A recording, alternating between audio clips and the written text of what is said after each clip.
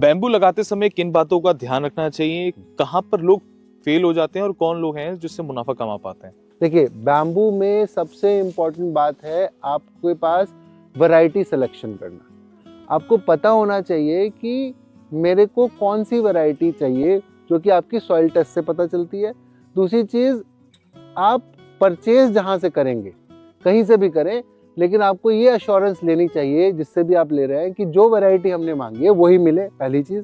और दूसरी चीज़, उसके अंदर फ्लावरिंग का इशू ना हो। अगर ऐसा होता है तो वो फ्री ऑफ कॉस्ट रिप्लेस करके देना चाहिए जो भी आपको सेल आउट कर रहा है। तो यही दो चीज़ें हैं, क्योंकि बैम्बू की नॉलेज अभी कम लोगों के पास है, तो इसमें क्या है, फ्रॉड होने का खतरा ज़्यादा रहता है। तो नर्सरी वाला जो आपका फेज है ना, उसी को सबसे ज़्यादा ध्यानपूर्वक करना चाहिए। या तो आप जहाँ से जिनको नॉलेज है उनसे खरीदिए, या फिर जिनके पास सर्टिफाइड देके, जैसे हम लोग की कंपनी, हम सर्टिफाइड करते हैं कि इसमें ये फर्टिलाइजर्स डले हैं, ऐसे ऐसे ये चला है, अगर इसमें फ्लावरिंग आती है तो फ्री ऑफ कॉस्ट रिप्लेस भी करके देते हैं।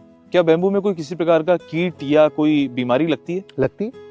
किस तरीके देखिए, बैम्बू है, स्ट्रॉन्ग फसल है, ऐसा नहीं है कि ये बाकी फसलों के मुकाबले कमजोर है, लेकिन है तो फसल ही ना। तो बीमारियां आती हैं, जैसे कि एक छोटा सा एग्जांपल दे देता हूँ। जैसे इस साल बारिश लगभग 1-1.5 महीना यहाँ पे नॉर्थ इंडिया में लगातार बारिश चली, तो उससे आपने देखा होगा कि आपने तो कवर भी किए होंगे कि बहुत ज़्यादा फंगल इन्फेक्शन हुआ। इसमें भी हुआ, इसमें भी इम्पैक्ट आया। तो उन चीज़ों का हमें ध्यान रखना पड़ता है कि अगर जैसे फंगस आने का कोई है तो एंटी फंगल कुछ इसके अंदर डालना चाहिए, फंगिसाइड डाल दीजिए। थोड़ा बहुत डलता है, ज़्यादा नहीं डलता। पेस्टिसाइड्स भी डलते हैं, इंसेक्टिसाइड्स भी डलते हैं, कभी कभी डलते हैं, ज़्यादा नहीं डलते हैं। इस फार्म में पेस्टिसाइड और इंसेक्टिसाइड तो कभी नहीं डले, लेकिन हाँ, फंगिसाइड हमने इसका ज़रूर इसको दिया है। और आगे से हम इस चीज़ का हमेशा ध्यान रखेंगे कि बारिश से पहले एक बार इसमें फंगिसाइड का एक स्प्रे हो जाए, सो दैट कि जो बारिश के आने वाले शूट्स हैं, मेन शूट्स वही होते हैं। बिल्कुल।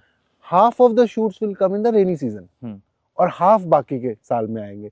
तो मेजर चंक तो वही है ना, तो उसको बचाना है।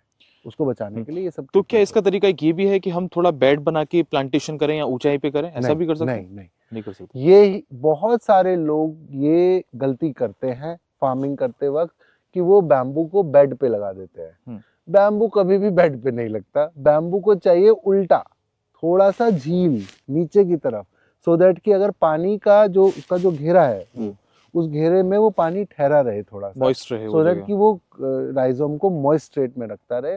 इसीलिए वो किया जाता है।